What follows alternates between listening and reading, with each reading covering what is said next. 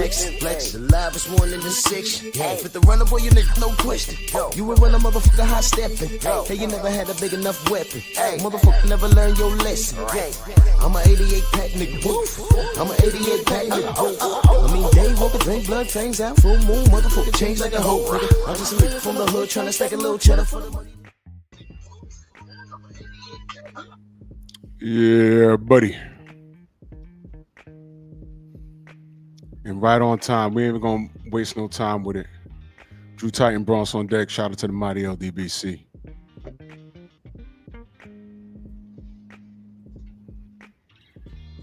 gonna skip the roll call. JC, that's your link. Pull up. Let's have a conversation, young man. I see y'all in the chat. That link is for JC.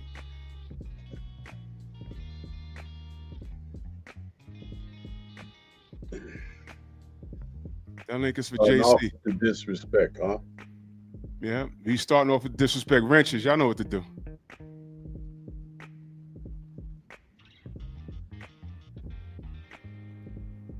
We'll wait on you, JC. Waiting on you. Not an 86 in that super chat salute. He says, salute Drew and salute to the mighty LDBC. Salute, brother. I'm going to do this roll call while we wait on JC. Anwar Willis, Jimmy Bernard, not an 86. Coach Hudson, excellent work you're doing, brother. We here for it. Tay, good evening. Rick Blackwell, Brother Lamar, Bionic Prince, JC, waiting for you. Derek Gaines, the legend. Salute, brother. Rod Neal, Houston in the building. Yup. 205 Entertainment. What up, man? Big Joe Townsend, salute. Mr. Shelton in the building. Salute. Jonathan Simon. 20 years, Jody. What up? Y'all see the title? We support the work. Fanatics VANISH Supporters help the sport. Felix Nunez, my brother. Salute. We support the work. And I know I've talked about this topic before, but I have a suspicion we're going to have to remind you exactly why we do what we do. G Tatted, what up, brother? Snoop, what up? You see, I love the sport, you know, and I say this respectfully. I love the sport before a lot of you were born. Me and Stormy. You know, you might root for a particular fighter more than others, and that's cool. But the sport came first. I love the sport, you know. The sport to keep you honest. You feel me? Y'all see the meme right here? Why do you think I put them there? Rhetorical question. All I see is the work. That's all I see is the work.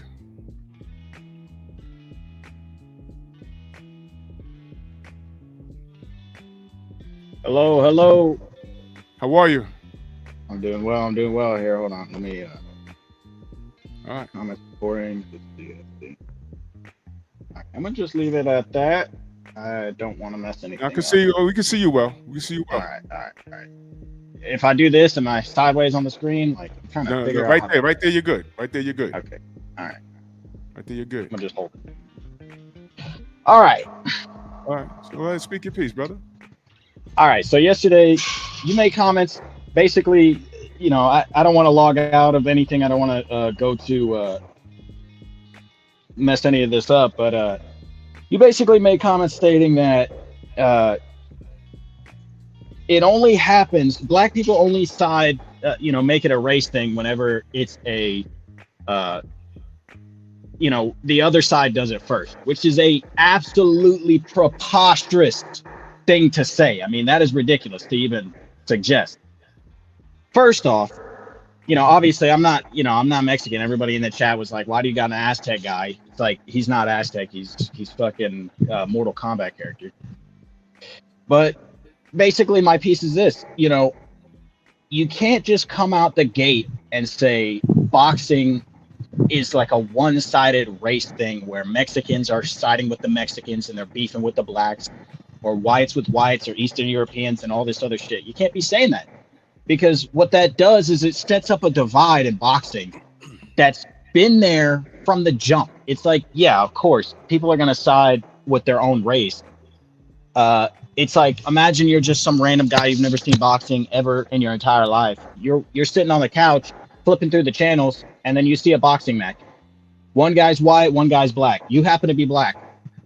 I mean, chances are you're not going to sit there and be like, who's the better fighter? Let me root for the better fighter. It's like instinctual almost. You're going to root for the black guy because you're a black guy. Or if you're white, you're going to root for the white guy. It's how it's always been. It's how boxing is. That's just how it is. But, and this, I'll end it soon because I'm rambling.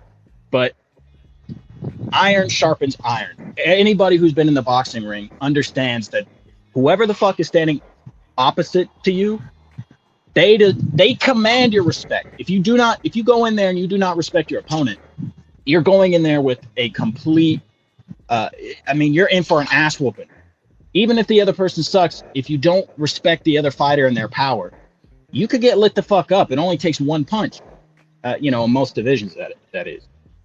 So you can't just be saying like, okay, hey, like, with the whole, with your specific point of saying that Mexicans were using, I'm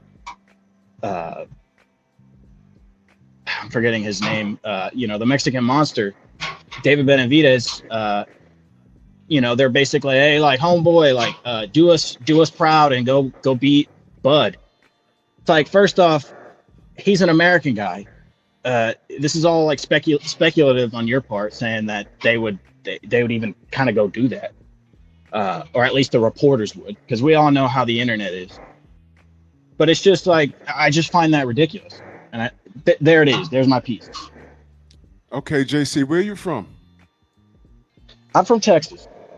I mean, I'm from all over, really. But where are your people from? So I'm Puerto Rican and Dominican. Terrific. Yeah, you did say that. How long have you been watching boxing? I've been watching boxing probably, seriously sitting down and watching boxing. I'm going to say, honestly, since I was 15, so about 10 years. About 10 years. Okay. You've had about a day. Have you researched my channel at all? So I did a little research, but to speak my piece, I don't really need to do research. Okay, I have seen a little bit of your channel. Okay, so your initial argument is saying that I'm creating a divide by something that I said. That's what you're saying? Correct. But you just said that when you turn on the TV, most likely the person that you're going to root for on the screen is going to be the person that looks like you, correct? Yes.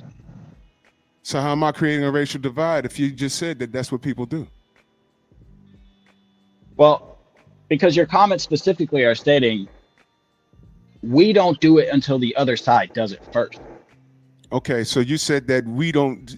I said yesterday that black people react to what's happening to us. Yes, that's what I said. Yes, yesterday, right? Correct. As could be said about any race. Correct. Okay, so what makes you think that I said that without any reasonable cause to believe that I've seen that with my own two eyes? What makes me think that? Can you say that again? What makes you think that I would blindly make that statement unless I've seen it with my own two eyes? Nothing. I do believe you've seen it with your own two eyes. Okay, so that's why I said what I said. I don't say anything unless I've dealt with it specifically. You see, what you need to understand is you're on the outside looking in, and I say this respectfully. You're a young man, all right? You've been watching boxing with a critical eye since you was 15 years old. 15. 10 years ago, I was 39. 10 years. I have a little experience. This man to my left, your right, has more experience than me. So we've seen some things. We've seen some things. And I can tell you, just like soccer, it's all about race with boxing. And here's what I'm saying. I don't have a problem with anybody turning on the TV, and if your last name is Rodriguez, and the person bouncing around on that TV, his last name is Mendez, it's natural for you, a Puerto Rican Dominican, to lean towards the guy that you resemble with. And I'm telling you, that's perfectly fine. That's perfectly fine. I'm all about pride. I've gone to many fights, and they've waved Mexican flags, Dominican flags, Ecuadorian. I've seen it. It's a beautiful thing. Right. Okay. As a Black American, though, do you know we don't have that luxury? Do you know we don't have that luxury? As far as like the luxury of having your own flag, I guess, or just being able to represent. Deeper than that. Okay. Now, do you notice that whenever a Black fighter, especially one in America, he's fighting a foreign fighter, I don't care if he's from Ecuador, Mexico, anywhere, especially the Philippines, one of the things that the media will tell you is this guy's going to be hard to beat because he has a country behind him, as if the Black American isn't from one of the greatest countries on earth. Do you notice that?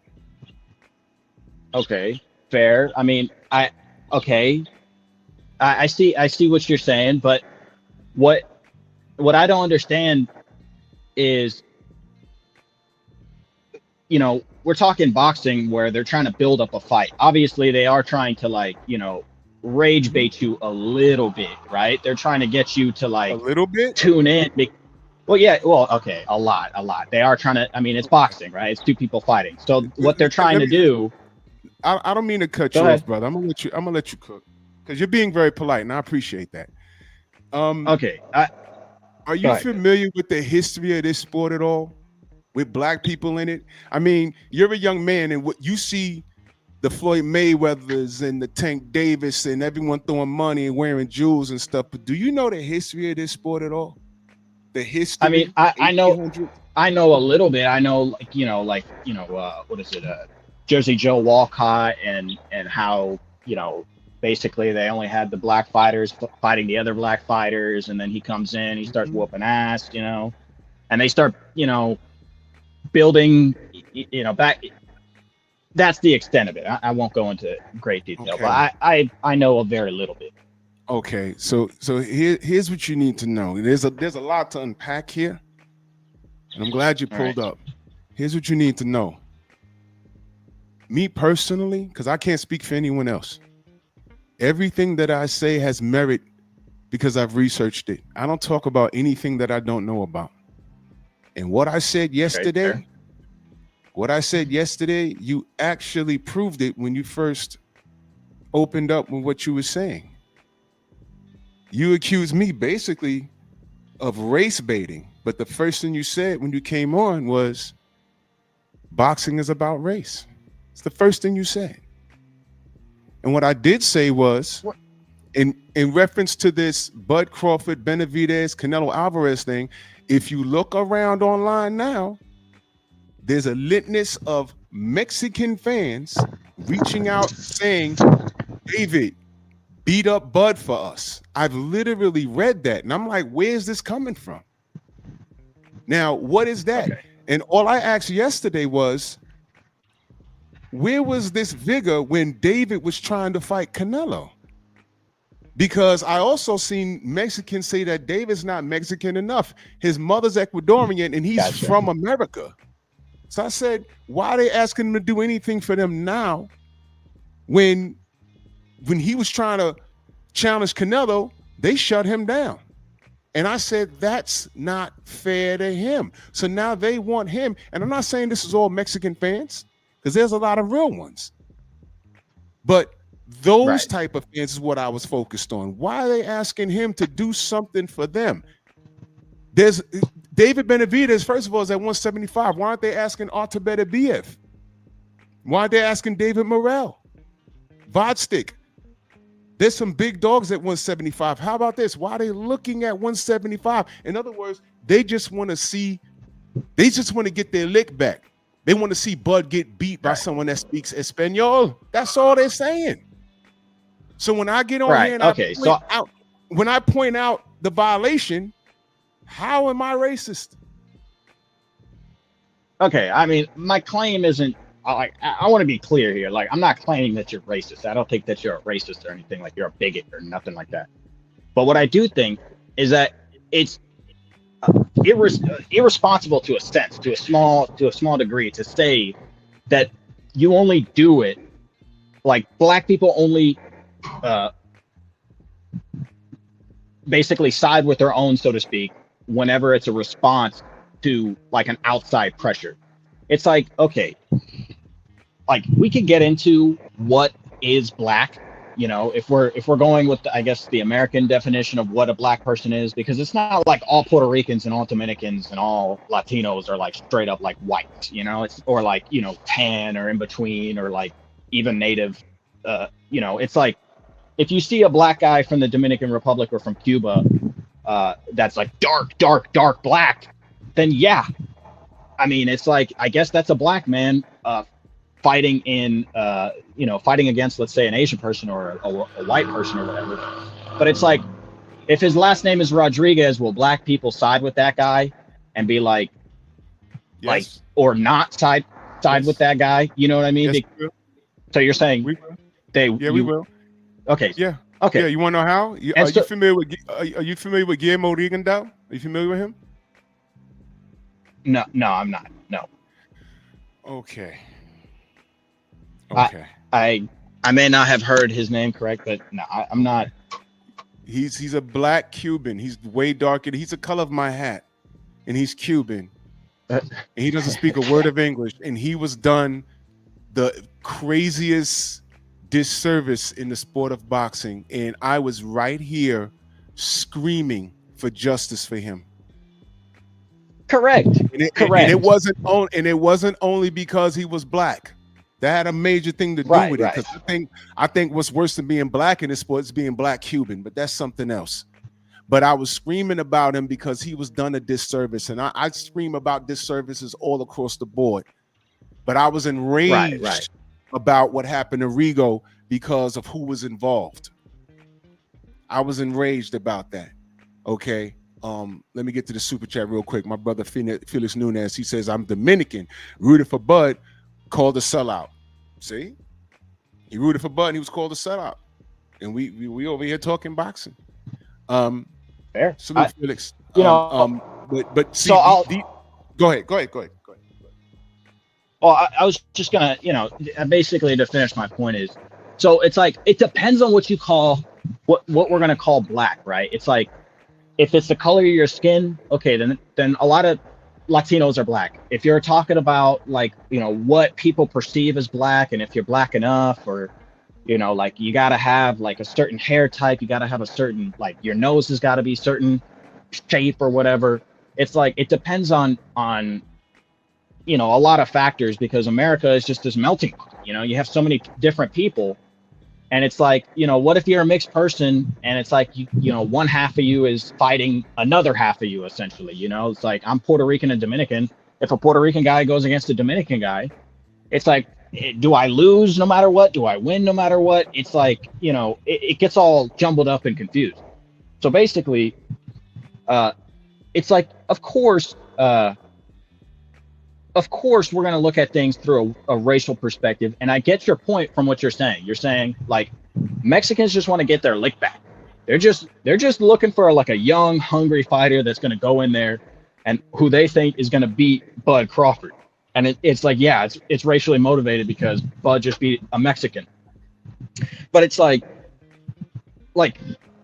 if Bud got his ass beat in that fight, and it was like basically the other way around completely, I mean, do you not think that black boxing fans here in America would be, No, trying to find some other black boxer? no, absolutely not. You know why? Because we love Why? David Why? Benavidez, and it's boxing. We love But David Benavidez, okay, and it's boxing. but in this situation, Bud loses, right? And nobody's calling for David Benavidez to like fight Bud, other than maybe like boxing purists or whatever. But it's like in this scenario, Bud gets his ass whooped. It's like, you really believe that no black people in America are going to be? No. That's why I asked if you watch my channel. How do you think that? Why? No, how about this? Why Okay. do you think that? Why do you think that? When Because I'm watching the sport, why do you think that? Because if we're to agree that what you said previously, what you were saying yesterday, which essentially boils down to, okay, race, it's basically like,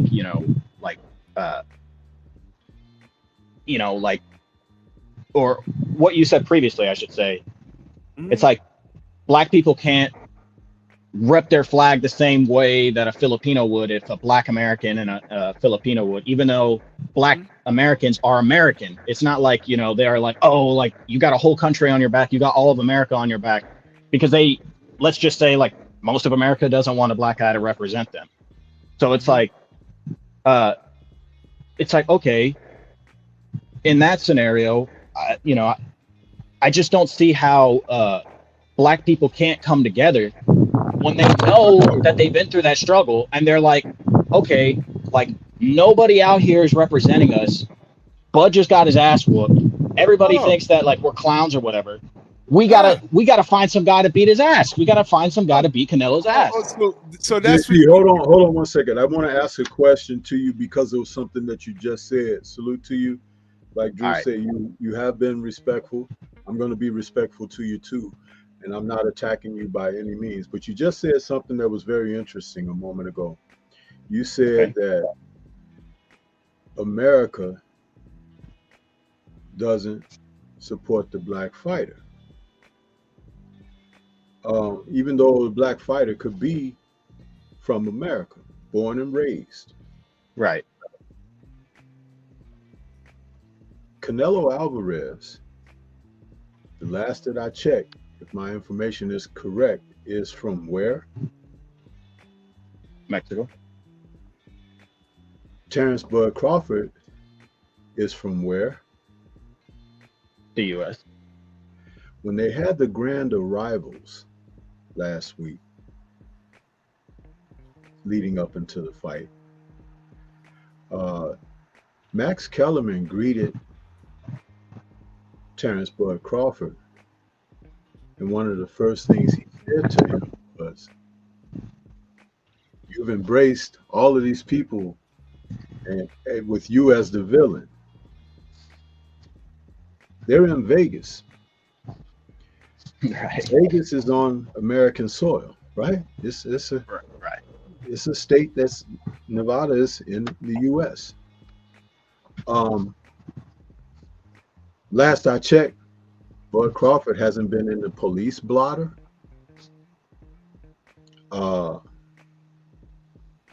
He doesn't have tax problems. He has walked the law of the land, and actually the state of Omaha, Nebraska, where he's from, those people celebrate him.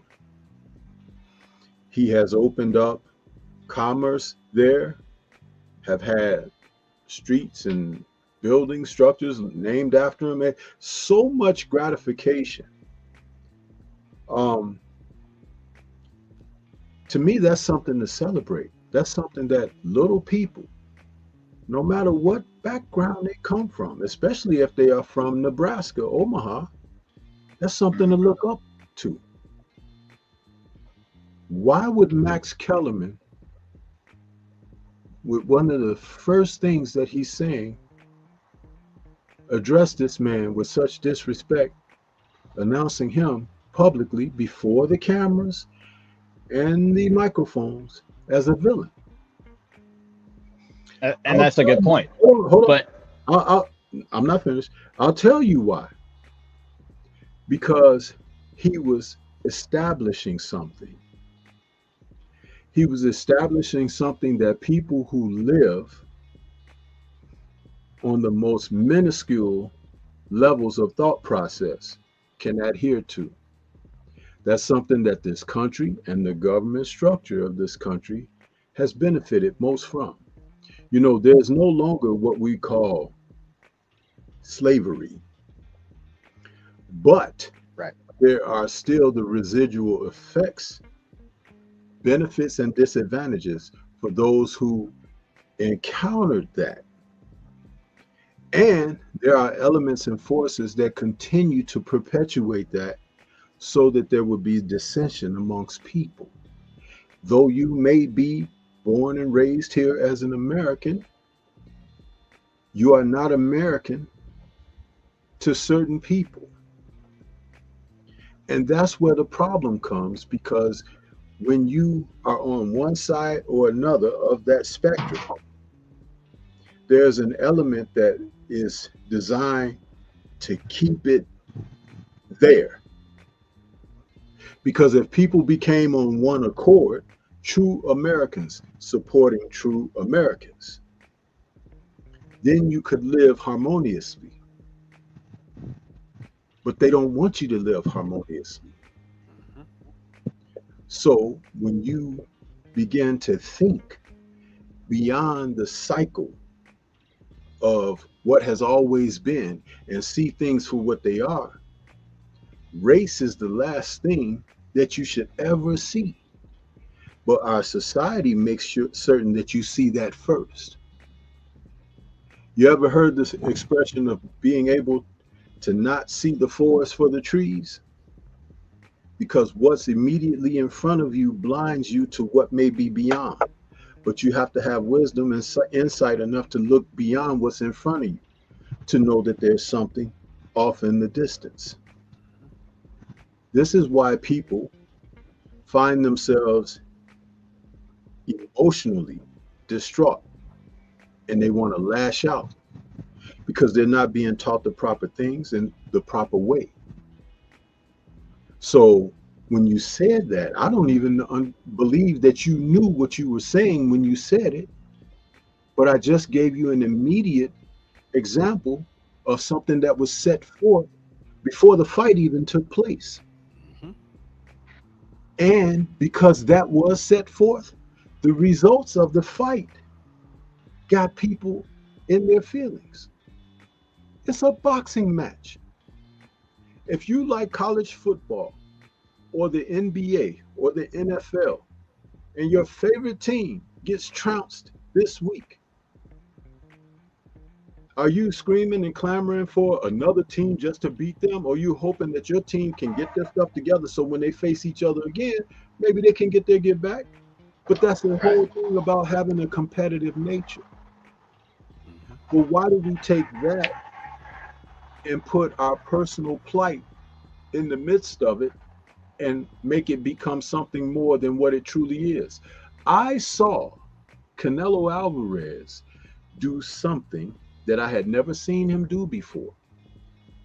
He gave credit to the man that defeated him. Respectfully. Do you know, and we talked about this on our air, and I'll finish with this. In the promotion leading up to the fight, just to promote the fight, he talked about Bud having a questionable resume and not fighting certain people and who is this guy and all of that. It was, you know, you could either hindsight being 2020, it was for the promotion of the event. But Bud never took the low path. Canelo has ducked and dodged people. He hasn't rematched certain individuals that he fought that really the sport clamored for a rematch. He has tested positive for performance enhancing drugs. That was swept under the carpet. And he has been a fighter that you just cannot entrust that he has always sought out the quality opposition. So when Bud defeated him and he showed respect, that was surprising. But as Bud said, this is God's plan for him. So the world can see it. Now you need to understand what you saw. Because again, if you're listening to the rhetoric and that stuff that's being put out there to have you exist on a subconscious level of just not getting along with people and everything, you will be frustrated. You will have rage and anger and all of these things, but it has nothing to do with a boxing match. It doesn't. And so I say that to bring it all back home to say that, you know, if you've been watching boxing for the past 15 years, continue to watch it. But I ask you also to continue to research the sport and look beyond that so you can learn more about the sport, learn more about the participants of the sport, and fortify yourself to understand what your true position is if you claim to love the sport. Because there is so much to love about it, but it has nothing to do with race. Okay, I'll let you brothers continue. Go ahead, Jason. Drew, okay. So 100%, everything that you just said, I 100% agree with. As far as, Bud, to put it, you put it much better than I could, but, essentially Bud beat the system. Bud, by beating Canelo, he beat, the corruption, the cheating, the lying, the crooked, scorecards. He beat the system. I mean, he beat the system. And with the whole, going back to the point of, black Americans not being considered American.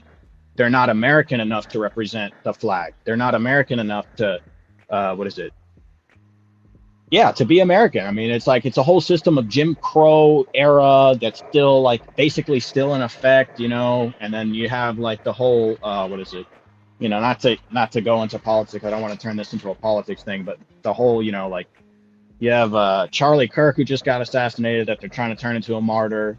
And they're all his position on MLK and the Civil Rights Act was it was a bad thing that the Civil Rights Act happened. It's yeah, we're living in an effed up America. Absolutely. And I mean, it's 100% boxing is way more than race. Boxing is absolutely way more, it's about skills. It's about your, the sweet science. It's about the best, fighting the best, which is getting harder and harder to find these days. And it's I've only been in the game, so to speak, watching boxing for 10 years. And it's it's been shit for 10 years. It's these people they don't care about fighting. And now you got the Saudis coming in and, everybody has an opinion on the Saudis. And it's where's the sport that my dad watched, when he was a kid growing up, where it was just the Four Kings, or it was just the best, literally just fighting the best all the time. Not that there wasn't corruption back then, but it's it's a whole different game now. It's to call it a game back then, you couldn't call it a game because you're messing with your life. People would die in the ring, but now it's an actual game. You got refs jumping in when it's too early, calling the fight when somebody's still got that dog left in them, or this or that. But I guess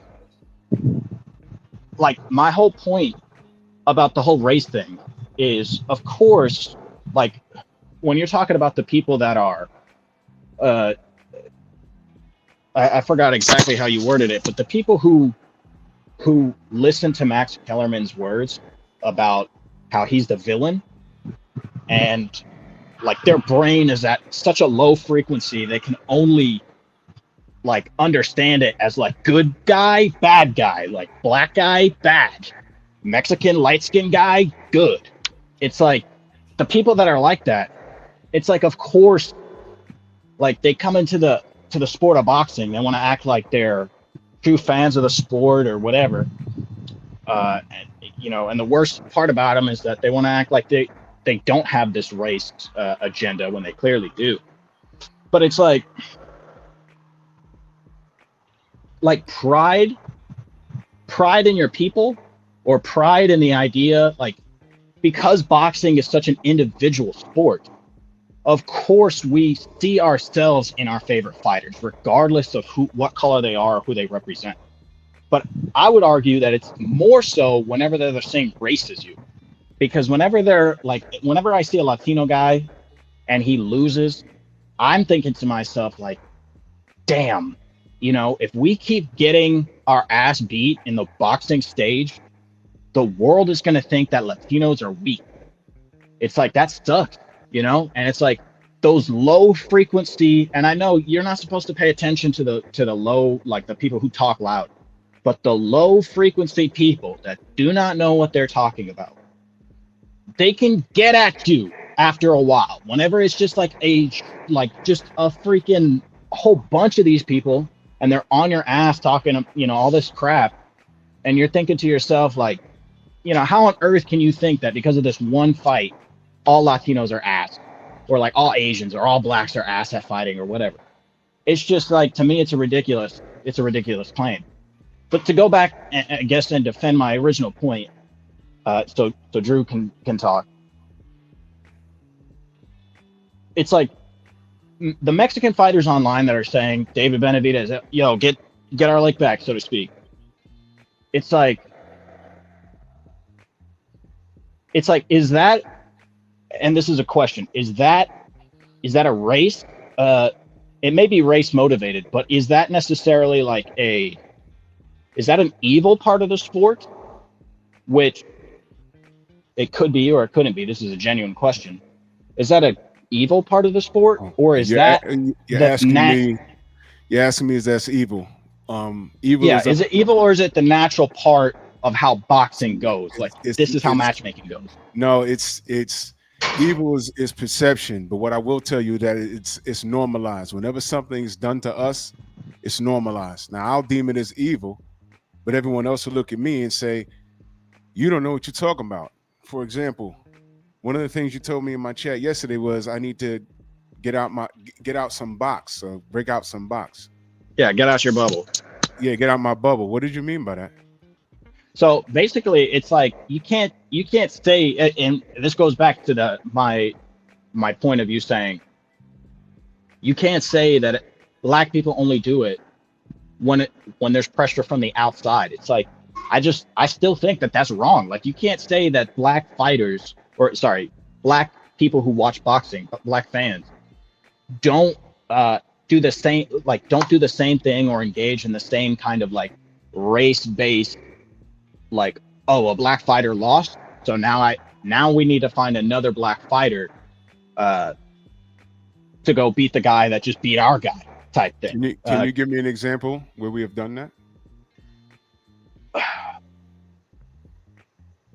Recent, I mean, any black fighter that's lost. Let me think. Let me actually think black about fighter that's lost, and you don't have to limit it to a Latino. You could go Asian, you can go white European, white Canadian, anywhere. Okay, so I believe Fulton versus Inoue.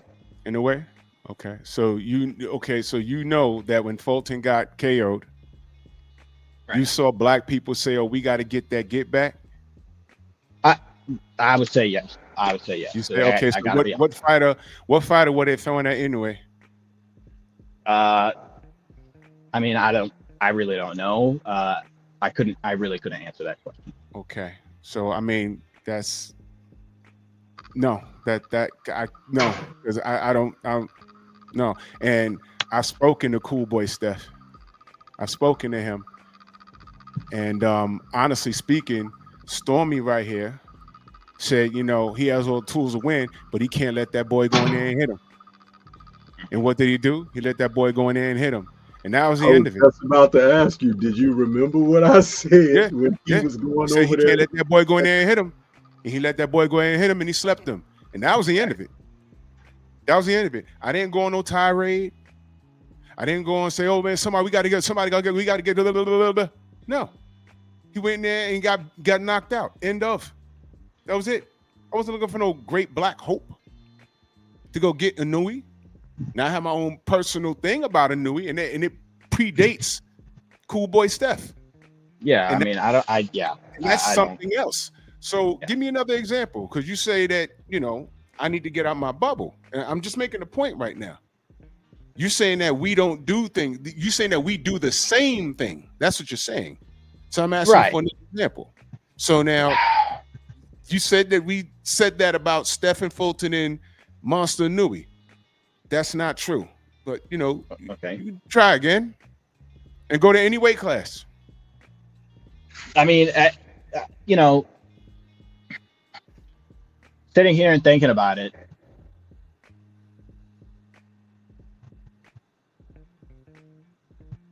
brother, it should fly right off. Right. We did it should fly. That means what I'm showing you right now, you have a preconceived notion of who we are as supporters of the sport. You have a preconceived notion because we see things and we react to it. You think that we do it too. And I said yesterday, that's not how we moved. As a matter of fact, black boxing fans are the most separated people in the sport today. That's why I asked. You had a lot of time to go through my channel because I talk about it an awful lot. We are very separated. It's Team Bud, Team Spence, Team Brian Norman, Team Haney. We got a lot of gangbanging going on in here, and I'm here. Me and him are here. We're like, yo, what the fuck are y'all doing? It shouldn't be that serious, but it is. So that's why I'm telling you, I'm speaking from experience. I know what I'm talking about. And it even predates 10 years ago. It predates that. I never been the one, because Canelo beat a few black fighters. I never been the one to be like, oh, we got to get that back. I didn't care.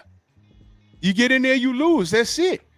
What I did hold Canelo, and mind you, I was a Canelo supporter more than likely before 10 years ago, more than 10 years ago. I was, when he first signed to fight Gennady Golovkin, and the audience could tell you, I was at Madison Square Garden waving a Mexican flag. That was me. I did that because I didn't fuck with Gennady Golovkin, and I was a strong supporter of Canelo Alvarez. I couldn't support Canelo because he gave me means not to support him. This ain't hate, and he's still a Hall of Famer, and he's still nice in that ring, but I knew what gave him problems. And I speak up on it. I was a supporter of Canelo Alvarez. But what am I supposed to do when he's ducked fights? He didn't run back the close ones. He popped with clenbuterol, and the last thing was the David Benavidez situation, when he openly said all he has to offer is an additional 20 pounds on fight night. And I say, what the fuck is that? Right. Edgar Berlanga, who's from my city, got in there. He was like 200 pounds that night. David moves up to 175 and came in 3 pounds lighter at 175, 3 pounds lighter on fight night than Edgar Berlanga did. That was a duck. So how much am I supposed to put up with Canelo? See, me not fucking with him, it's justified. You see how I explained it to you in under 30 seconds? Because I don't have to lie on him. And I'm still not saying that he's trash. I did say, Bud is all wrong for him because I know it gives him problems. He's all wrong for him. That's all I said. People came in here and tried to say, oh, he's racist. No. I was and I say this wholeheartedly, I was a Canelo supporter before a lot of these motherfuckers were even born. And I'm dead serious. Because it's about boxing over here. You see, that what you have to understand, JC, is that as black fans, as black people, because boxing is the direct reflection of life, we are held to a different standard. and everything that we do is under a microscope. I can't see a black fighter versus a non-black fighter and root for the black fighter and not be called racist. I got a point. I got a point to make. Go ahead. You know, you're saying you're bringing that up, and this genuinely, like, and I've thought of this before. I just, you know, like this, you telling me, you asking me on the spot to look, to think of a black fighter that's lost against a non-black fighter, and where it's all like, you know, like, where have I seen the black community basically like try to be like, okay, get your lick back. It's like, you're right. You're absolutely right. I could not think of one fight because and this is, I want your opinion on this as well. How many times do you see basically white fighters, Latino fighters, Asian fighters get the green mile to the championship title with easy ass competition, when you have black fighters fighting other black fighters, high skilled black fighters, going at each other to eliminate the best of the best from them? So only a certain amount of you know, black fighters can really even make it to the top to begin with, because they're not being, you know, it's not like it's black on white and like now the best of the best are basically like 90% black fighters, for example, even if they're Latino or whatever from any other, you know, part of the world. Let me But ask it's like, you. I'm trying to, Hold on. Go ahead, Storm. I got another one for you right here. This news came in yesterday. The fight with Bud and Canelo last Saturday, September 13th. Crawford won the fight, won the titles. It was announced yesterday that the WBC has made Canelo the #1 contender. that's He stupid. just lost the belts.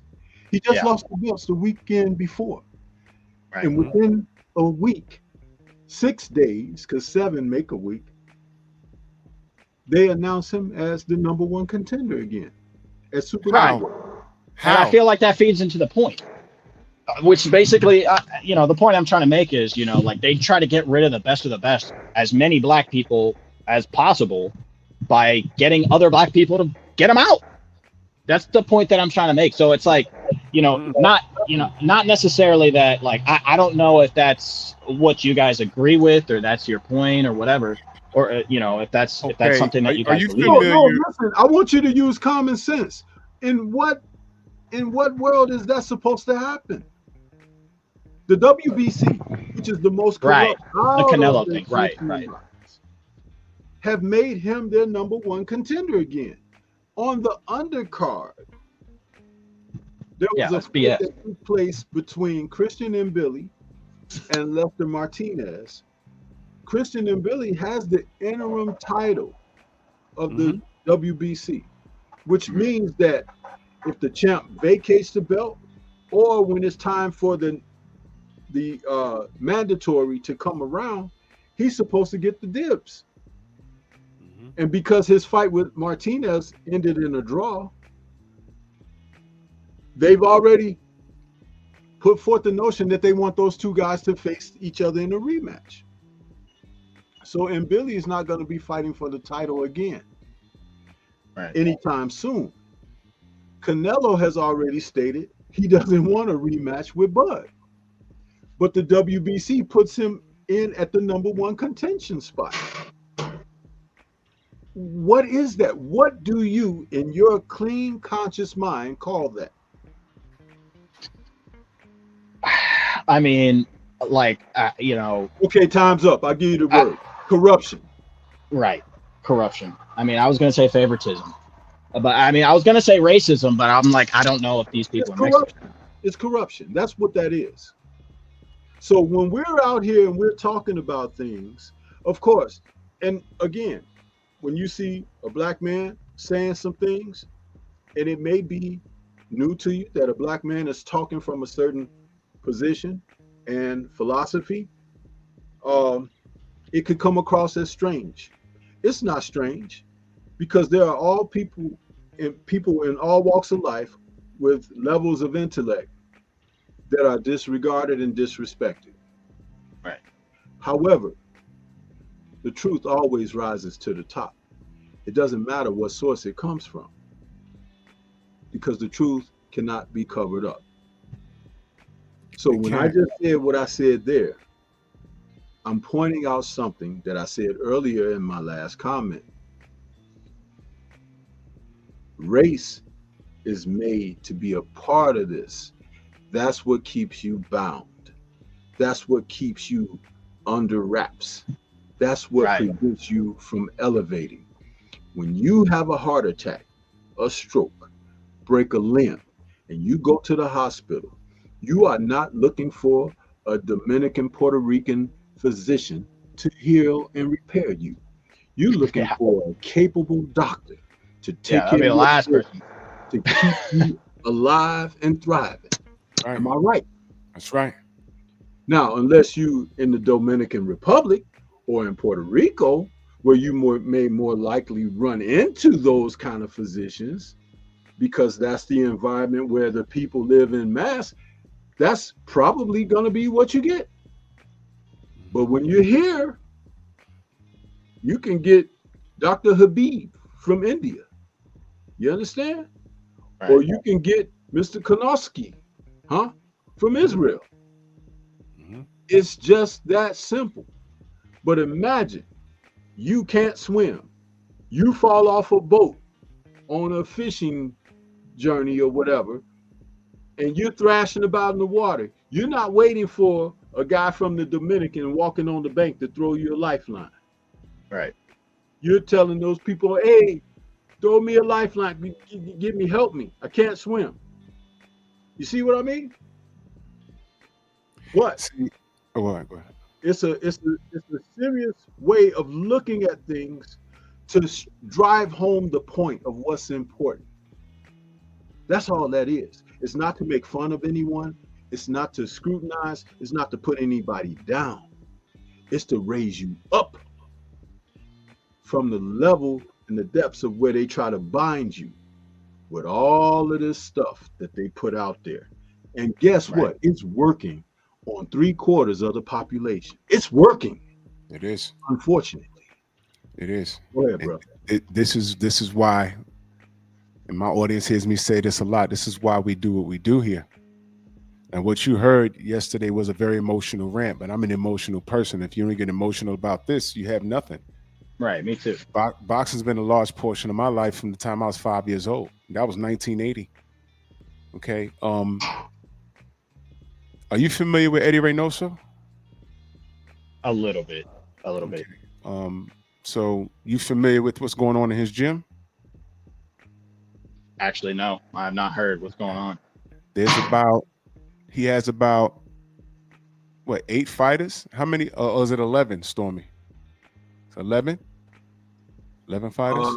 The concrete number is 8, but it 8 could fighters. be more.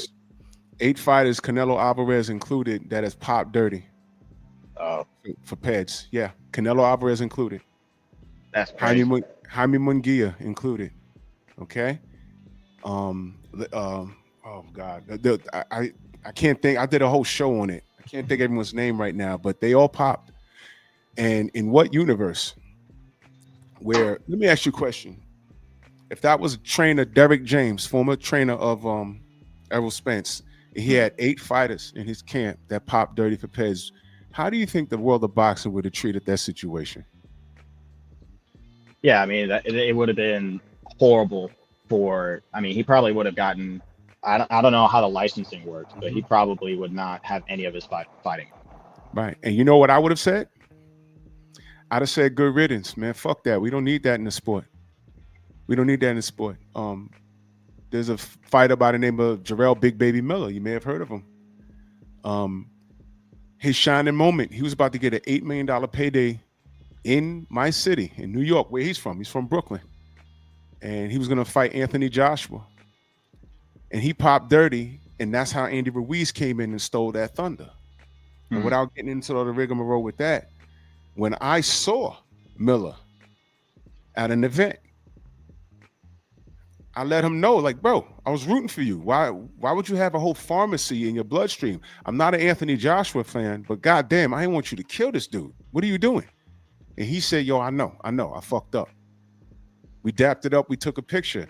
There's no room for that in the sport. People die in that ring. And at minimum, can I get a clean sport? My thing is, I'm very consistent with that. And Canelo I held him to such a standard that I didn't think he needed to do that against Gennady Golovkin and Lord knows who else. I didn't think he needed that, but he did. And everybody else in the ring knows. So Jim, they did. And after Canelo, several people popped dirty, right? And then when I come along and say this needs to be investigated, everyone turns a blind eye, and especially that god-awful WBC. And I can go on and on about the corruption with Mauricio Suleiman. As a matter of fact, let's park on Mauricio for a moment. Franchon Cruz de Zern, black woman. She fought Alejandro Jimenez. Her name is Alejandra, but you know why I'm calling her Alejandro? Because when she fought Franchon Cruz de Zern, I'm watching the fight, and I'm looking at her. You're laughing because you might know what I'm talking about. Yeah. I'm looking biceps at this. Shoulders. I'm looking at this bitch, and she's in there with traps like mine. Yeah. And I'm like, yeah. what's wrong with this bitch? So then after the fight, all people said was, yo, was she tested? And you know what he did? He said, we're just bullying her because she's gay. I said, well, it's obvious she's gay. Her girlfriend's right there. Right. And then he was like, no, she has a kid and you just bullying her. No, we just want to know what she tested. Well, we found out a week later that the problem was she was trying to grow a dick because she was going through a sex change. But That's the hormones was in her dick. Yeah. And basically, due to this movement today, you can say that Franchon Cruz de Zern was fighting a man. And it took this motherfucker 4 weeks to give that woman her belt back. Now, here's my thing. That's crazy. Why is it that we have to go through all of that to get justice?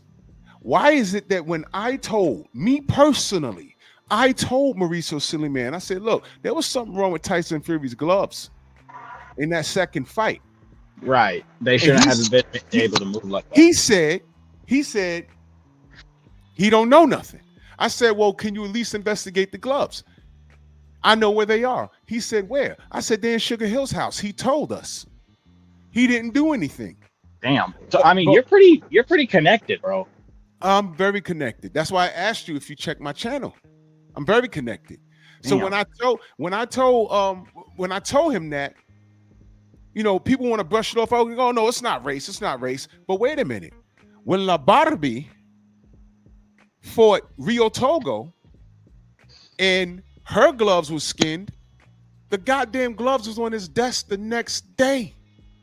The next day. Now, all I'm saying is cheating is cheating, but you can't extend Deontay Wilder, who was your champion for 10 title defenses, the same courtesy.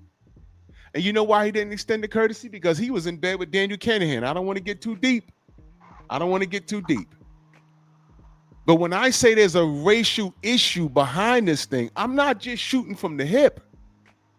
I know what I'm talking about. Whether it's today or all the way down to the Black Murderers Row. And as a matter of fact, a lot of people don't even know that there was a Puerto Rican on the Black Murderers Row. They don't know that. Did you know that, brother? Did you know there was a Puerto Rican? Nah, I didn't know. Yeah, his name was Herbert Lewis Hardwick, a.k.a. the Coco Kid. He was Boricua. Yes. Salute to Eric Jordan in that super chat. He says, give power to my ninja sword. Y'all cooking phenomenal knowledge is wisdom. It's the LDBC or nothing. Heavyweight. Miguel is 100 mad. The ninja sword don't make mistakes. I got you at the end of this conversation, E. I got you. Go ahead, JC. Go ahead, brother. Well, obviously the corruption is ridiculous, as Stormy B-Man was saying, and you just like the corruption, it just runs deep. So, okay, the point that you're trying to make, so what you're saying is essentially, and you're way more connected in the game than I even knew, you're saying that black fighters are divided, or at least, what is it? Yeah, either divided or not as race-based in their approach to looking at boxing than other races, essentially. Let me say this. Barack Obama, right?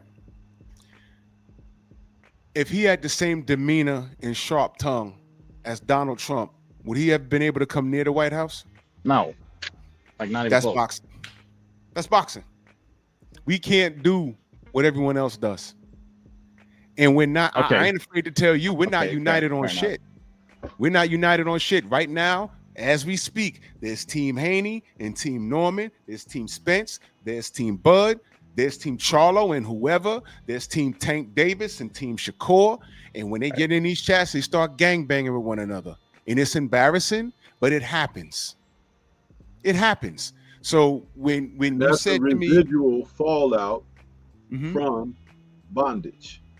thank you. Activity. Thank you, bro. Yes. And to the point where your families are broken, children are shipped away from their parents, never to be seen again, rape and pillaging of the women and the community, castrations, humiliations, ongoing for generations, for over 400 years.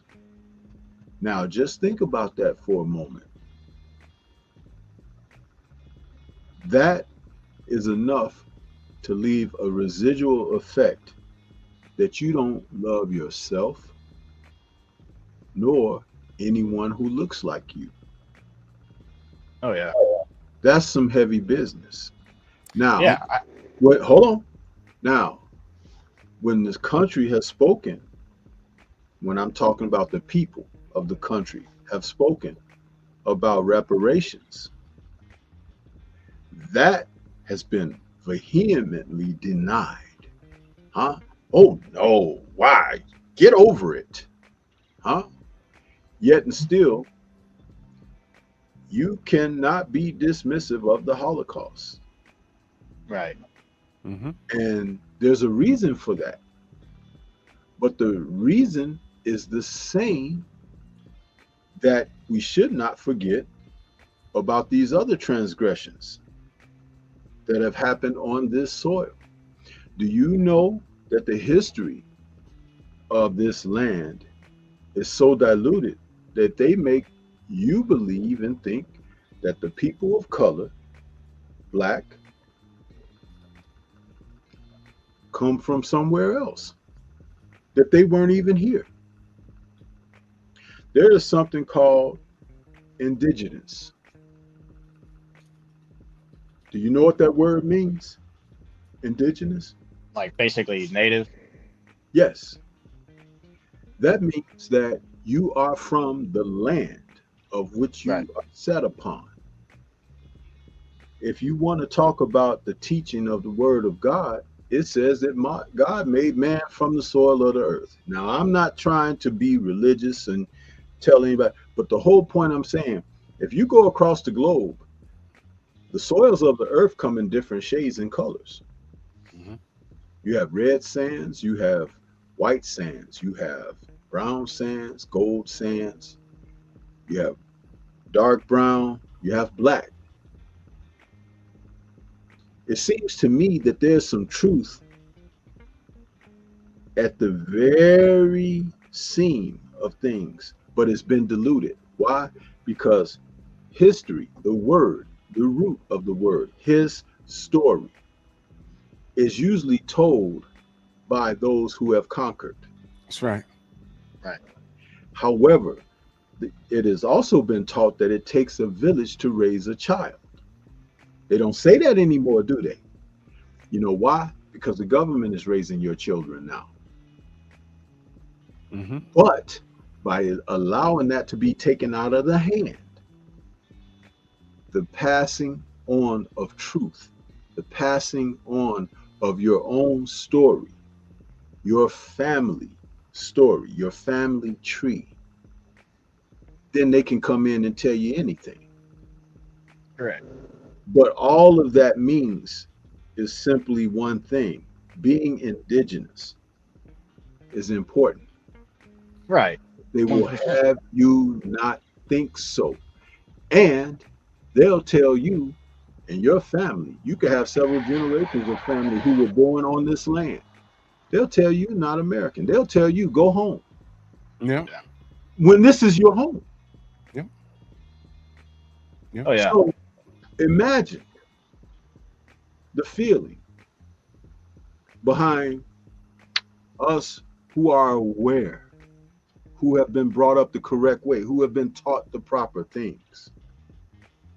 And imagine the feeling that a man like myself had to sit and watch my television when Max Kellerman called Terrence Bud Crawford a villain at Oh, those man. rivals. You see, it's not nothing about race with me. It's about ignorance from him. And knowing how you can give a fool a camera and a microphone. And because there are so many subdural thought processed people out there that you can sprinkle certain things into the universe and they'll allow that to be adopted by them as doctrine. That's an insult to my intelligence. You know what bothers me? Like when you turn on the news and you see the ICE agents normally ripping away, you know, kids from their mothers and fathers in the Latino neighborhoods. Right. Those babies, they're babies getting separated from their parents. And I couldn't help but to think, I said, my God, man, you know, I had to go down like ancestry.com on my mama's side and my dad's side to find out what part of Africa we came from. And my blood is still diluted. All right. These kids right now are living in the now.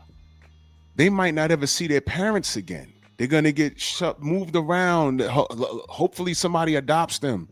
And by the time they're 21, 31, it's like, I think I'm from Guatemala, but I might be Mexican. I don't know. And half of them might not even speak Spanish anymore. So they don't know. So their history has been erased.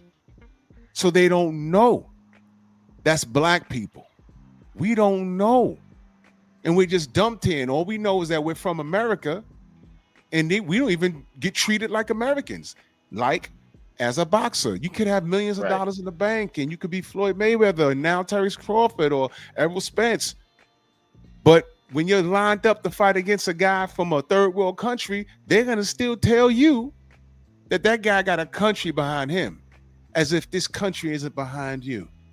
Right. That's what it means to be a black person, let alone a boxer.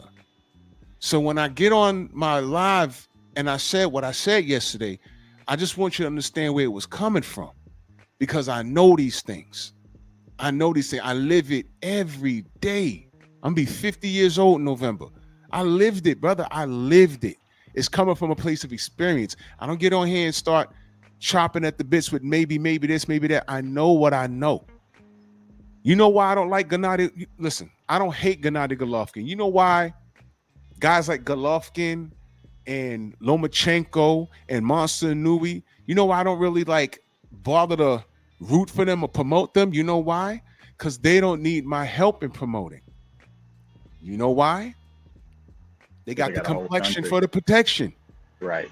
I did not have a problem with Gennady Golovkin until they started putting him in the same sentence with Marvin Hagler. And I said, wait a minute, man. He hasn't done enough. And then people start saying, oh, it's because he's white. No. He hasn't done enough. He don't even have a John Mugabe on his record. He don't have a Sugar Ray Leonard. Well, now he do, quote unquote. It was Canelo. Right. But he kind of got dicked around with that. But then they so quick to take these foreigners and compare them to the best fighters in the world that the world has ever seen, who so happen to be black. They never compare. They didn't compare Alexander Usyk to anybody else but Muhammad Ali. They skipped Rocky Marciano. They just skipped him, right? I didn't do that. They did that. Right. They do that. So with Gennady Golovkin, I didn't have a problem with him until they hijacked him. HBO, you was little when HBO was on its way out. But HBO killed themselves with the European invasion. We had a bunch of great black fighters right here on American soil and a couple from Africa. You know what they did? They put a bunch of Europeans in front of us, the Klitschko brothers, Vasily Lomachenko, Gennady Golovkin, Dmitry Pirog, Sergey Kovalev, who were all good fighters. They were damn good, but I said, yo, they got this guy here, that guy here. Make them fight. Gennady Golovkin was another. Canelo wasn't the only person ducking the Charlos. Gennady did it too. But they maintained that. They're okay with that. And when they shoved the European invasion in our face, they didn't realize that people didn't care to watch boxing after dark anymore. You had a bunch of Latino fighters and you had a bunch of Black American fighters. They said, take a back seat to these Europeans. And HBO killed themselves. And they didn't care. They just sank the ship. They said, the hell with them. They said, the hell with us. Look at what they did to Floyd Mayweather. When Floyd Mayweather had that shit with Victor Ortiz, they allowed Larry Merchant to say that to him. And this guy was not only the face of boxing at that point, but he was the money guy. Larry Merchant didn't give a shit, and I can't recall a white fighter he's ever spoken to like that. As a matter of fact, when he grabbed the mic after Vernon Forrest lost to Ricardo Mayorga, salute to Ricardo Mayorga. He was very entertaining. He partied and let him smoke a cigarette in the ring and said, we toast you. I mean, that was very disrespectful. I would love to see how Larry Merchant would behave if a black fighter wins a fight he's not supposed to win and then sparks a cigarette. Right. And Larry Merchant's been the most disrespectful. Go look at how he's treated Larry Holmes throughout the years, how he used to treat Bernard Hopkins. Right. This guy's been a racist, all right? When he was sitting on the couch after Wilder was robbed in the second Fury fight. Bye-bye, Miss American Pie. Is this the last we've seen of the great Black Hope? I'm like, what the fuck was that? Why are we catching strays? We didn't do shit, but be perfect. We've been perfect administrators of the sport throughout the years. So why the fuck are we catching strays? You know what? He's not stupid. He knows everything that I know. The thing is, JC, he don't give a shit. And that's what we're fighting against. I'll give you another example. I'm cool with the Haneys. I can call Bill on the phone right now. Now, why the fuck is it that Ryan Garcia, everyone's walking around like this motherfucker ain't do nothing? From what he did in the ring and what he said. And he stood on it. Yeah. Why the fuck is he walking around like nothing? He should not feel safe. Right. He should not feel safe. And why the fuck the media ain't, listen, I will never, like I had the camera in his face, but I was doing something for my audience. So I didn't have any questions, but he admitted that he was on shrooms. Yeah, I was about to say he's a crackhead or something, bro. Like that guy. Not to excuse it. Right, but he never apologized for any of that, and everyone is talking to this kid like he ain't do shit. Right. And that's why I'm telling you that there's a problem within our community, because like I said, we got more smoke for each other than anybody else. That's why when you said that black people are looking for the replacement to get a Nui, I don't even see it. He knocked out Cool Boy Stephen. That was the end of it. I ain't got no problem with Nui, but he's another motherfucker. I don't have to promote him because they got that covered. I ain't got no problem with Lomachenko, but I ain't gotta promote him either, because the red carpet has been rolled out for these guys. Absolutely. I just talk about it when they get into the ring. You know what I'm saying? Devin Haney, the American dream, right? Devin Haney, the dream Haney, had to get on a plane, go to Australia. They stopped half his team. Matter of fact, 3/4 of his team from going there. He had no corner. Went to Australia, won the undisputed, then went back to defend it. Nobody over here but us cared. Nobody cared, right? And he's the American fighter, right? And this is what we're saying. And I had Tank Davis fans rooting for Cambosa. So I said, wait a minute. This kid is black. Not only is everybody black, but y'all ain't they Muslim? What the fuck are y'all doing? Right. I'm asking them what y'all doing. Because I can't find one white Australian that rooted for Devin Haney. Not one. And I looked. So these are the things that I deal with on a daily basis. My life tomorrow, I'll be dealing with some bullshit. I promise you I will. Yeah. I agree. Go ahead. I agree. Well, I was just going to say, like, you know, definitely relate to the whole kind of like they divide you to try to conquer you type thing, you know, bicker amongst yourselves so that you guys are distracted kind of thing, you know, kill each other so that you're not killing us type thing. You know, obviously, you know, like the Caribbean in general, it's like Puerto Rico isn't a country, you know, it's like owned by the United States, you know.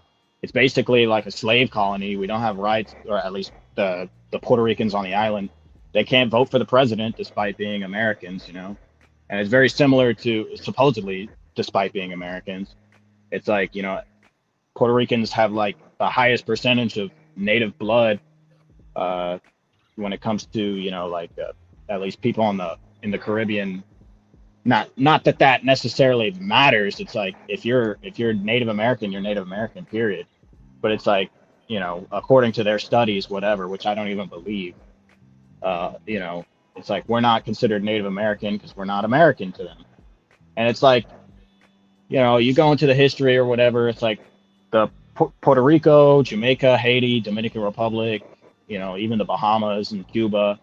It's like that was all one thing, you know, like they were all one tribe, and they're all like splitting us up and calling us different names and shit so that, you know, like, so we forget, like you guys were saying, like we forget where we come from. And it just makes it easier for us to like be like, oh, Puerto Rico's better than the Dominican Republic, or like Cuba is better than this or that. It makes it so easy for us to pick that side, like you were saying, the, you know, like the Shakurs or the Tank side, or you know, Bud, or you know, so on and so forth. So it's just like I definitely relate, you know. And then it's like it's even more fucked up in the Caribbean because, or I say even more fucked up, like I'm not trying to say it like that, but it's like in the Caribbean, it's like you got people that are like my complexion, then you have people that are like dark complexion, then you have people that are super light white skin complexion, and it's like now everybody's trying to act like they're better because they have different complexions or this or that, and it's just like this horrible, you know, effed up situation. It's like, yeah, the divide and conquer thing, that's probably like the worst thing that's ever happened in human history, period. But in America, and it's like obviously the Caribbean and the United States do have like a shared history in some way because of the transatlantic slave trade. And so it's like, you know, when Spain was, you know, the king of the empire over there, you know, and was like really like running shit over here, obviously, supposedly these conquerors that basically just used Indians to kill one another. Like it's the same old song and dance. It's like they're just getting us to kill ourselves. And then they're confusing us, like you guys said, to be like, oh, well, you guys aren't American because it's convenient for us. Like you guys aren't actual people because it's convenient for us to treat you like slaves. And then it's like, but then you have this other thing where it's like, I'm confused on what I am. Like, am I white? Am I black? Am I Native American? Because, you know, apparently to everybody, I'm not allowed to be any of these things, even though that's the only thing that makes me up, or, you know, that makes my genetics up or whatever. Young so it's man, just kind of, how does that make you feel?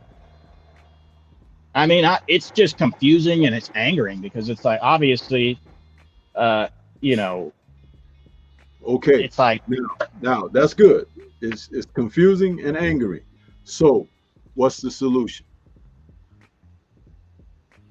I mean, it's like the solution would be not to, you know, give into the idea of like them trying to divide you, I guess, you know, like you're just trying not to like do. In other words, to elevate yourself beyond the mindset of what they're putting out to the other people. Mm-hmm. Right. Now, I have a saying, everybody's not going to make it. You know, you can have a Right. job, you can have class, school, you can have appointments. And typically they're set by the clock. Be here at 8 a.m. sharp, 7 a.m. to start work. You got to be at that bus stop if you're on public transportation at 5:45 or whatever to meet your means of being able to commute. People who understand this, they get their rest, they set their clock, they get up, they get prepared, and they go do their thing. But there is a segment of the populace. Man, that's too early. Man, I ain't got to set my clock to the time of what they say. I'll just show up and they'll have to deal with me. When people make those choices, those are usually the ones you hear. You're fired. We don't need you. The doors are locked. Mm-hmm. You don't have access.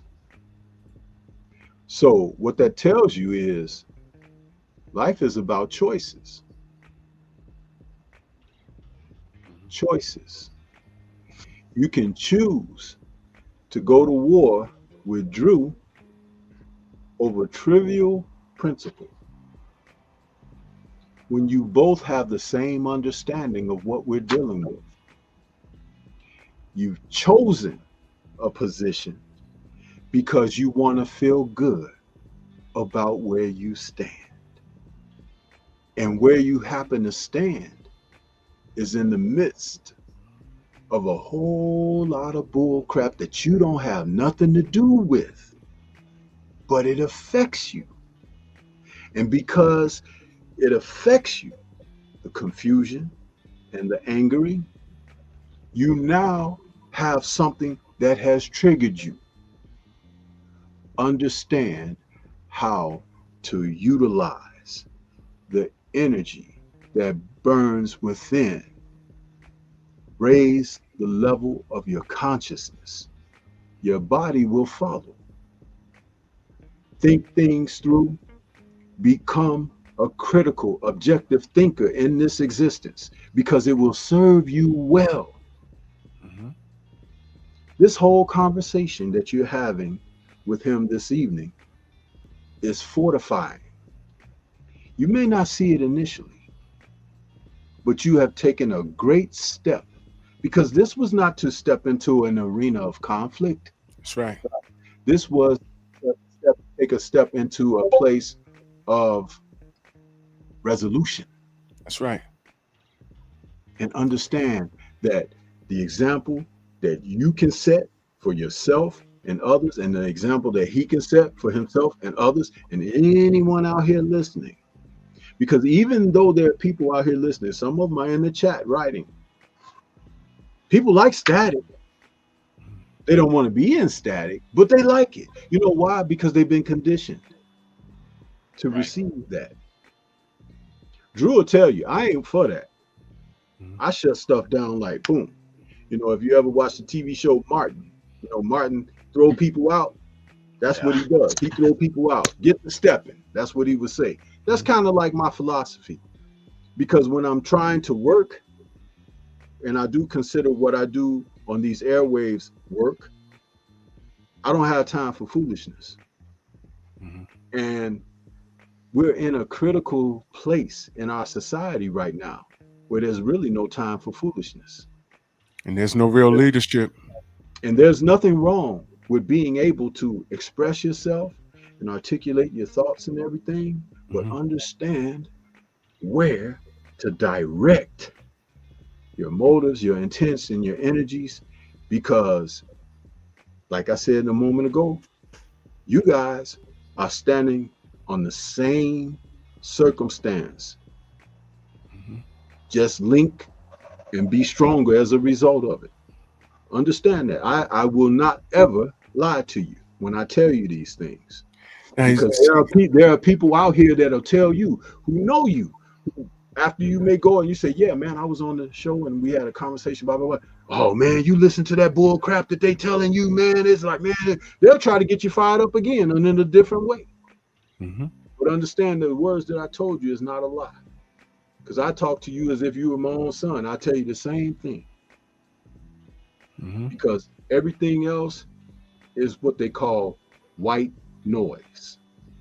That's right. You know what white noise is? Do you really know? If you don't, look it up. White noise. It runs interference. And it's at a decibel that is existing, but however, you have to be fine-tuned to experience it. Now, JC, do you remember yesterday? Remember when I stopped for a minute and I said, hold on a minute. Remember I asked how old you were? Yeah. I do that because I need to know what I'm dealing with, and it's really not for you, and it's not to disrespect you at all, because you're a grown man yourself. It's so I can check myself, because if I'm we're both adults. We could both vote, we could both legally drink and things like that, have children and everything else. Right. But I'm the elder. I'm the elder between us. So I have to lead by example. You know what I mean? I can't get on here cussing and screaming at you personally, because people don't know what they don't know. And I say, hold on, let me check myself and let me take the lead, because that's who I am as a person.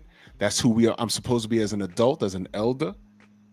And for you to follow my lead, I have to tone it down so you can match my energy.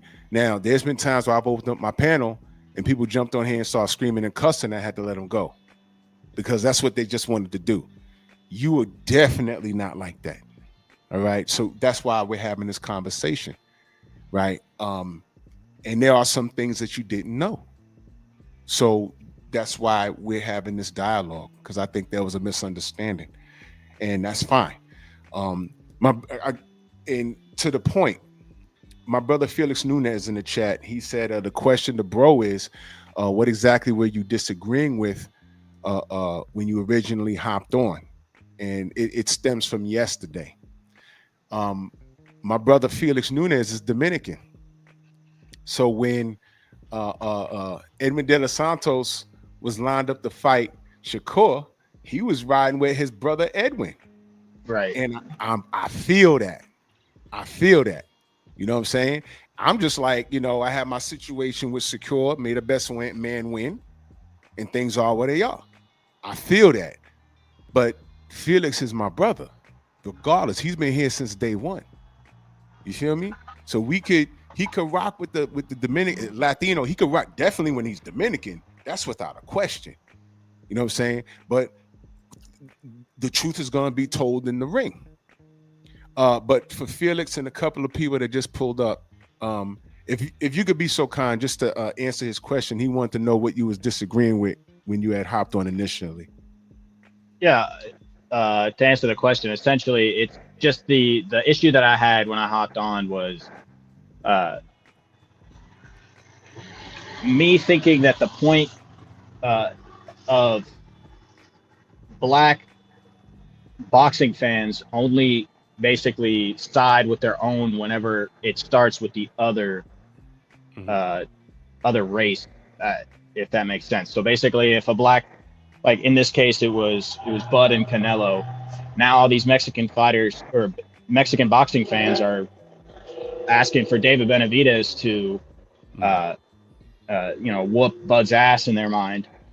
They're trying to get a lick back, as Drew was trying to say. So I was basically disagreeing on that point, saying like black fighters or black boxing fans, they also will try to do the same exact thing that these Mexican fighters were trying to do with David Benavidez. That was the issue that I had to begin with. All right. Yeah, so that's what it was.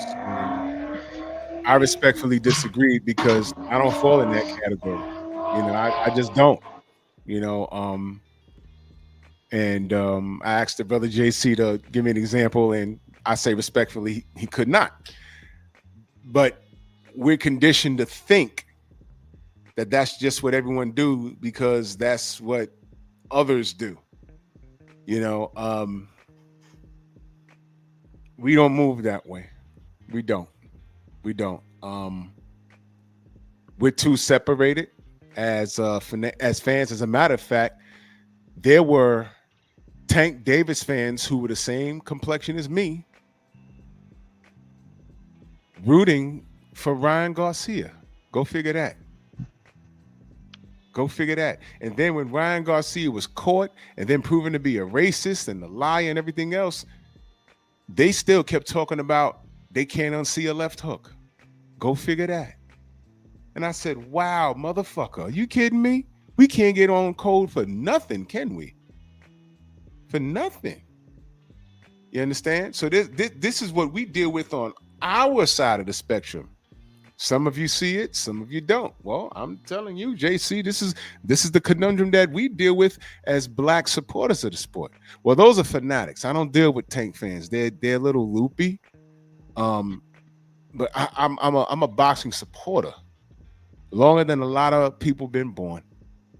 You know, so you're not a bad dude, JC, at all. We just had to have a conversation. That's why I asked you to pull up. And I could tell from yesterday when you was interacting in the comments section, I was like, you know, this is not a bad guy. This is really just a misunderstanding. And I hope that we was able to shed light on the type of person that we are, type of people that we are. Absolutely. I understand the race thing. Unfortunately, most people don't.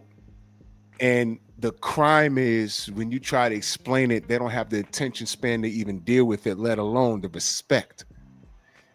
It's like saying racism is dead because we had a black president for 2 terms. Come on. That's right. not true. You know what I'm saying? So I could talk about the Black Murderers Row. I could talk about how Marvin Hagler was cheated. I could talk about the new Black Murderers Row, the new one. You know, I just said, you know what's just as bad as being black in the sport of boxing, being black Cuban. Ask King Kong Ortiz. Yeah, I was about to say King Kong, bro. Ask Landry Lara and Guillermo Rigondeaux. I mean, it's bad. Yeah, but I will say King Kong. I mean, I am suspect on King Kong and whether he took PEDs or not. I am so suspect because I mean he's old, bro. He did. He got caught. I'm like, he is too old to be performing that way. But yeah, he was caught a long time ago. And what happened with him and Deontay? He forgot to list his hypertension medication. And they said, yo, no fight. But what Deontay did, he said, listen, let him do it over. This time, list your blood pressure medication and we'll have the second fight. That's what happened. And Deontay don't get credit for things like that. Right. When we asked Deontay, you know, why you doing that? He said, yo, man, he has a sick daughter like me. I'm going to get this man paid. That's what he said. Damn. And this is what we do for one another. But people don't want that. They don't want to believe that. They don't want to put that. They don't want to like give him credit for that. But a guy like Tyson Fury, who's a criminal, a cheater, a drug addict. Watch this. Do you know my Tyson Fury can't come to American soil anymore? Do you know that? I did not hear that. No. See what I mean, brother? I mean, it makes sense. Subscribe to our channels, man. Yeah, he can't come here because of his affiliation with a cartel leader named Daniel Kinahan, an Irish cartel leader. Oh, I think I heard something about this. Right. Because of him and his association with him and his brother, and there's a litany of fighters that fought under the banner of MTK Global that is no longer in existence. They can't come here anymore because of that shit. And you know why you don't know? Because ESPN never said a word about it. They never did. They never did. Yeah.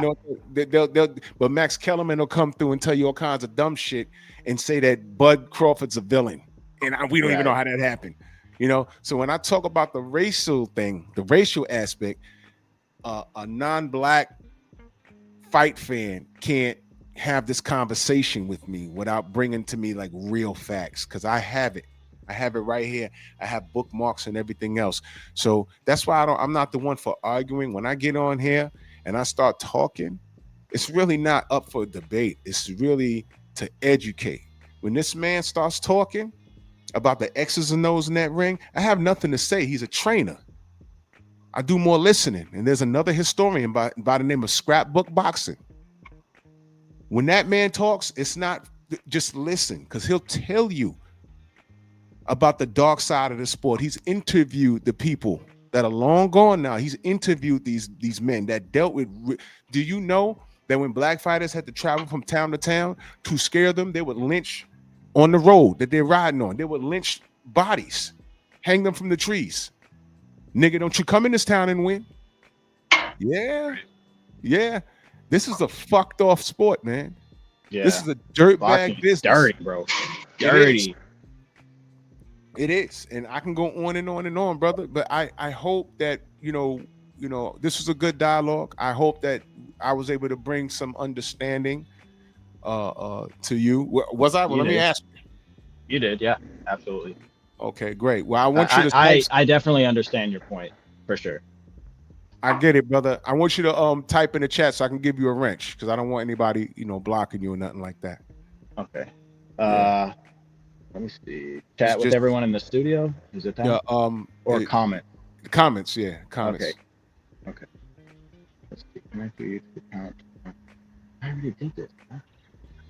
Just type anything. So I'll just give you a wrench. Make you a moderator. I appreciate it, man. No problem. You listen. I appreciate you. I lead by example. It's easy to cuss, and there you go. I got you right now.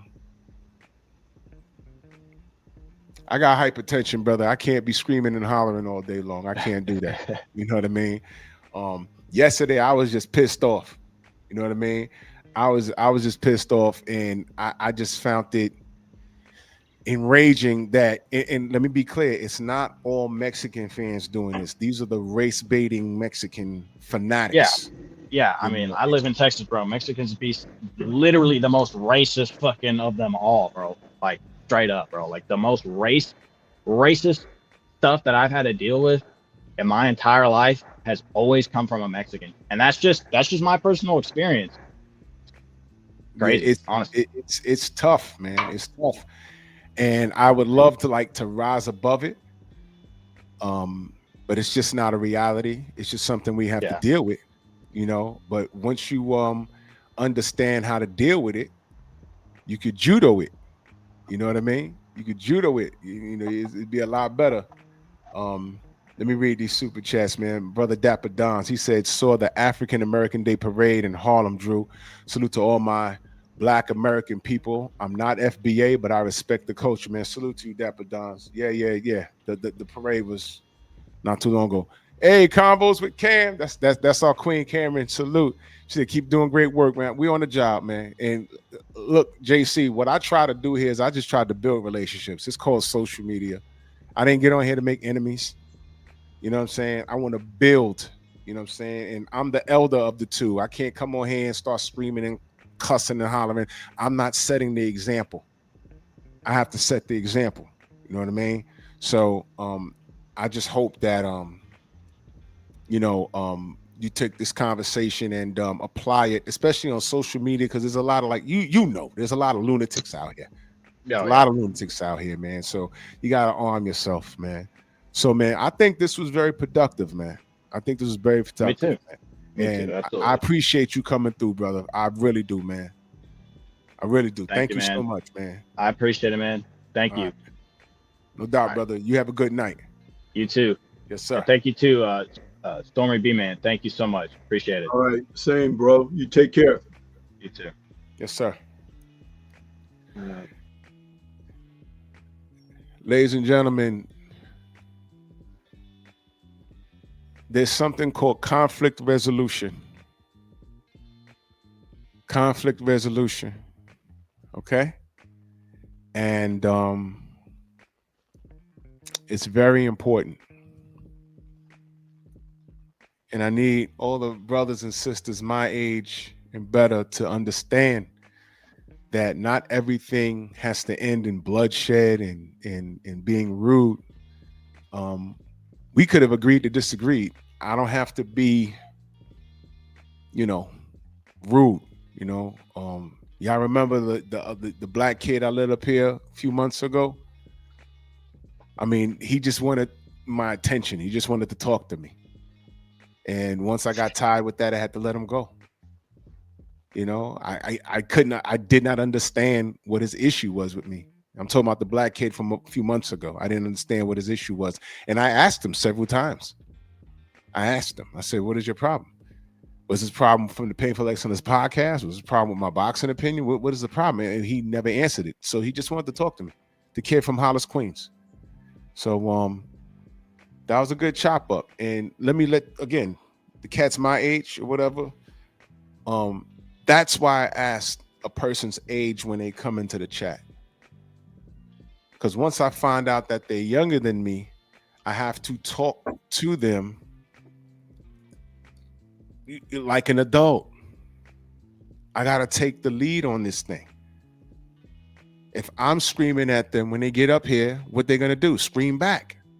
But if I'm talking to them like an adult, like JC, he didn't come in here cussing and screaming. I'm sure he was prepared for that, but he didn't do it. So I took the lead, right? And I enlightened him on some things, and we have an understanding now. Remember when I said yesterday, yo, don't block him. We might make a new friend. Remember when I said that? You see how I do? That's why I do what I do. You see what I mean? That's how you handle business. Not everything has to be a Jerry Springer show. Y'all know I hate that damn program. It was funny and groundbreaking in the 90s, but 2 years of that, it just got exhausting. I said, this is ridiculous. And I don't work that way. I don't. So shout out to JC, man. More of that. More of that. And less of this rubbish. Less of that, man. Come on, man. And this ain't the first time y'all saw me do it. Sometimes it works. Sometimes it hasn't. But, it is what it is. But I sleep well at night. I sleep well at night. We're not going to get anywhere, screaming and hollering. And you know what? I couldn't think of the term, Jason. Read that. Civil discourse. The process of engaging in respectful and honest dialogue about issues with the goal of fostering mutual understanding. That's the term I couldn't think of. That's it right there. Civil discourse. Thank you. That's what I'm about, man. Yesterday's live, if y'all go back, I was in the car yesterday going to the gym, and I had a meltdown over the race baiting Canelo fans. Because truth be told, Canelo don't even fuck with those guys. Like how Tank don't fuck with these fans on the internet? Canelo don't fuck with those guys saying, oh man, can Benavidez get bud for us? Canelo don't fuck with guys like that, like how Tank don't fuck with y'all. Seriously. And I just got upset, like, yo, what the fuck? And then some of the media is playing into that. Oh, could Benavidez? No, leave Benavidez alone. He's at 175. If y'all wasn't on Canelo's bumper for him to fight Benavidez when he was at 68, do not mention him about Bud at 68 now. Don't do it. And that's what the meltdown was yesterday. And then the live before that, I said Benavidez was Canelo's responsibility. What are we talking about? But Bud is such a gangster with it. He ain't gonna turn down that fight if there's an opportunity.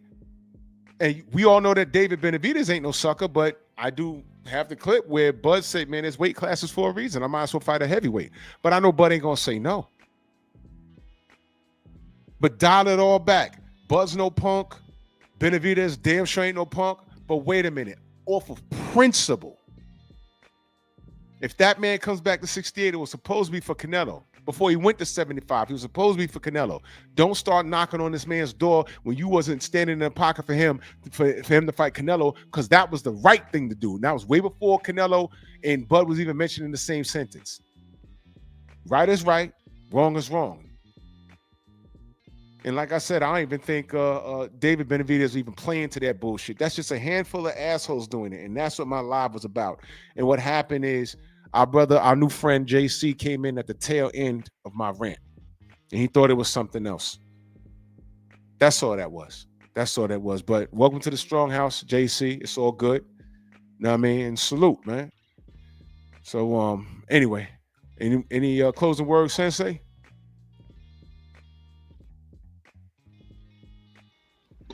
No, I liked the conversation. I feel better as a result of it, and that was a very positive way to to wrap that situation up. So no, I don't have anything to add to that or whatever. I just want to say I was glad to be here to witness it and to even, add a little something to it myself. So, yeah. Yeah. There it is. And you damn right, Stephen X. Canelo was handling that loss classier than his fans. And that's something that threw me for a loop. That threw me for a loop. It really did. I thought that he'd be on some, at most, like no comment. I'll see him in the ring in about 3 months. Cinco de Mayo, and no. Elie Setback told him to his face, "I thought you were in the fight." He stopped him. He said, "No, we have to accept this. This is what happened." And Canelo is handling this loss better than his damn fans. And now y'all want to get David Benavidez to beat him up.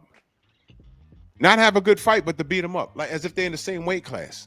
And I'm gonna tell you something. I was just watching Sugar Ray Leonard versus Donnie Lalonde. And I'm gonna tell y'all something. Sometimes you know how you get what you ask for. Donnie Lalonde. Do y'all remember that fight was at light heavyweight at 175? Sugar Ray Leonard had no fucking business up there, but he went. And he knocked out Donnie Lalonde violently after Lalonde knocked him on his ass and hurt him. Now, I know what y'all might say. Hey, man, Donnie Lalonde is not no David Benavidez. He's not. But history has a funny way of repeating itself, man. A funny way. And never forget, Roy Jones Jr. went all the way up to heavyweight and fought a heavyweight. Johnny Ruiz wasn't the best and biggest heavyweight, but Johnny Ruiz is about 6'2". And all they kept telling us was one punch, one punch, one punch. And he never landed that one punch. In fact, he landed a punch at the end of the first round, but Roy recuperated. Okay? And what are y'all going to say if that fight happens and Bud finds a way to beat David Benavidez? And don't let it be by knockout. That'll be like tragic. Then what? What you gonna call up Chris Arreola? What? Gonna call up Andy Ruiz? What are you gonna do? Man, leave Bud alone. Because Bud went from, about to get knocked out to the man. Cam in that super chat, salute. Y'all go subscribe to our queen right here. This is our therapist right here. Salute. She says, salute to you both for moving as true essence of kings. As the true essence of kings. We on the job, man. And lead by example, man. That's all we could do, man. Listen, salute. Wait a minute. I just noticed something. Why doesn't Eric Jordan have a... Hold on. I thought he... Okay. I got you, E. I ain't know you wasn't wrenched on my other channel. Yo, man, salute, man. What we talking about on Nerves tomorrow, Stormy?